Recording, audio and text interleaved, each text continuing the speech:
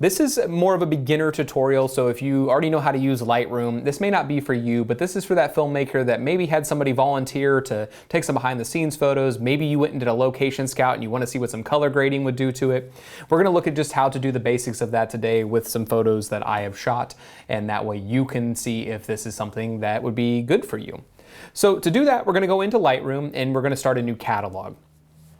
And what we're going to do is we're going to name this catalog Behind the Scenes. And you would end up using whatever that ended up being for your film. So you would put, insert film here. Now that we have it, I'm just going to save this onto my desktop. And that way I have it ready to go next time. So I can just go to my desktop and it'll be right there. So I'm going to press Create. Whenever we do this, it closes Lightroom and it reopens Lightroom. Don't be worried, that's just how the program ends up working. And now we can jump into here and see what we have. So what I'm gonna do is I'm just gonna import some photos. I do a lot of film photography as well, so if you're interested in more of that process, you can head over to the Celluloid Collective. I'll link them below, but that's where we do all of our film things. But I thought this would be helpful for any of you that are starting to add still photography and any of that kind of stuff into your practice as a filmmaker. So we'll go File and we're going to import our photos. So we're going to go down to Import Photos and Video, and then I'm going to search for where I'm at. So my photos are on my hard drive. When we first open this, you have to do all these little tabs. It gets a little frustrating, but once you have it set up, you'll be able to rock through it pretty quick. So Bronson, I'm going to go to my desktop, and you can see that it was on there, Behind the Scenes. So this is where I'm going to end up having my Lightroom catalog. All my photos are actually on this hard drive. So I'm going to come down here. I'm going to go into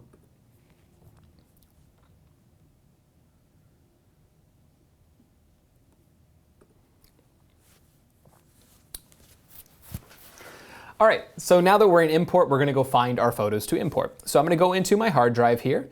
If these are not open, you're going to have to go into the little tabs and open them all up. So you just make sure you're navigating to where you want to go.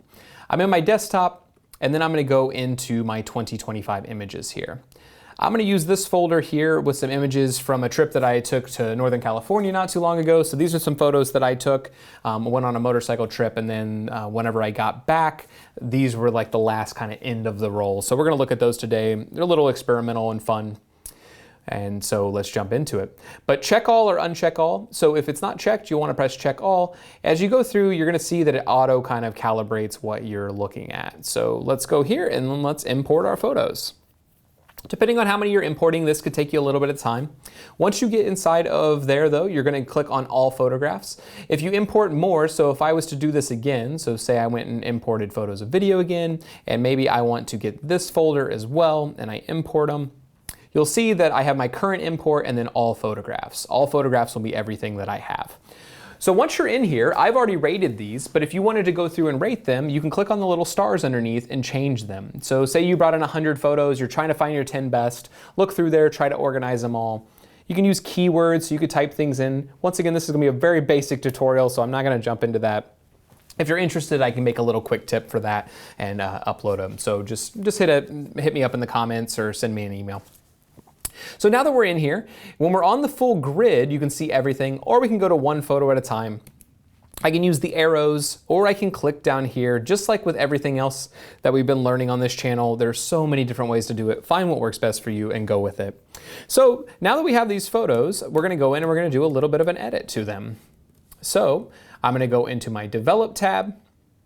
And now when that loads, you're gonna be able to see all my tools over here. I can go in here and I can crop everything. So say that I wanted to reframe it and maybe I want it like that. So now I've cropped my photograph. I can also come in here and maybe I wanna warm it up. Maybe I wanna cool it off. Let's go with warming it up. Maybe I wanna break it a little bit brighter so the sky starts to basically disappear with those things. I can add a little bit of contrast in, stuff like that. So if I bring this back down, you're going to see this histogram here. So I have my blacks are way down here. So anything that's black you can see is being peaked here. And then anything that's white is being peaked over here. I can also hover over these arrows and it's going to tell me where it's underexposed and overexposed. So right now, the only place it's overexposed is there, but that's also just the sky. So that's probably going to stay overexposed.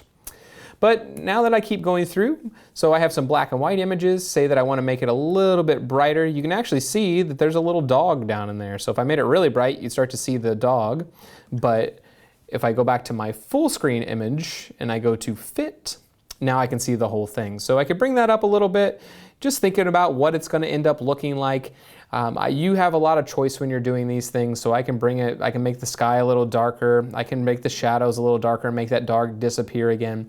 All of these things are able to be manipulated once you're in Lightroom. So you play with the tools how you see them fit, and then you go through the process and edit each photo individually. So next, we're gonna go through how do you export these photos? How do I get them back out of Lightroom?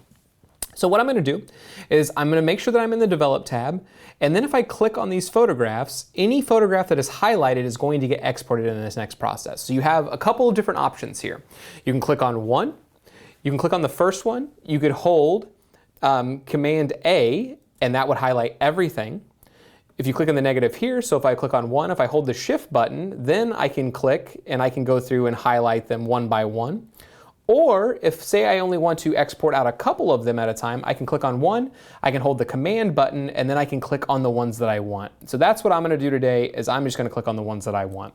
So I wanna export out these 1, 2, 3, 4, 5, 6. I can see right here that I have 6 images selected out of the 19 photos, and I can go ahead and do that. So what I'm gonna do next is I'm gonna go to File, I'm going to go to Export, and it's gonna open up a different window. This is gonna seem a little overwhelming, but I promise you it's not as hard as it looks. First thing that I want to do is I want to make sure that I'm in a specific folder or on the desktop.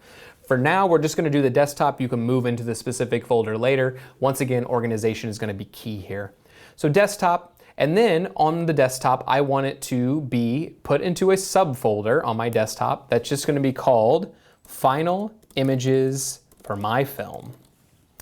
You label it whatever you're gonna remember. That's what I'm gonna do it for now. And then I can press rename, and I can go to rename to a custom name, and then I can give it a name. So I could just say Final BTS Photos. Now everyone's gonna export out with Final BTS Photos and then 1, 2, 3, 4, 5, 6. It's gonna do that for me. I'm gonna scroll down, I'm gonna make sure that I'm on JPEG, make sure my quality is at 100. If you're trying to make the file size limit to something, you can also go right here, limit file size to and whatever you want it. That's not gonna be important for me. Usually I just do it after the fact, but some websites, some places that you're gonna upload, they're gonna have those file limits. And so just know that you can set that right there. Keep going down towards the bottom. For some reason you wanted to put your, if you wanted to put anything on there as far as any metadata, Lightroom can let you do that. Watermark, you can come into here, you can put your watermark on it. So if you wanted it to say your name on it somewhere and it'd be baked into it, if you're worried about it getting stolen or anything like that, you can do all these things. You can put a logo for your company if you have that. And then after exporting, I found this very helpful as I push Show in Finder. This is the one last time, if you somehow save it somewhere that you don't remember where you saved it, it's gonna pop open that folder for you so you can see it. And so let's do that. I'm gonna press Export. It's gonna go through my 6 files up here, gives you a little bar to tell you how much is left, and then it opens it up. So final images for my film, final images for my film, and then these are Final BTS 2, 3, 4, 5, 6.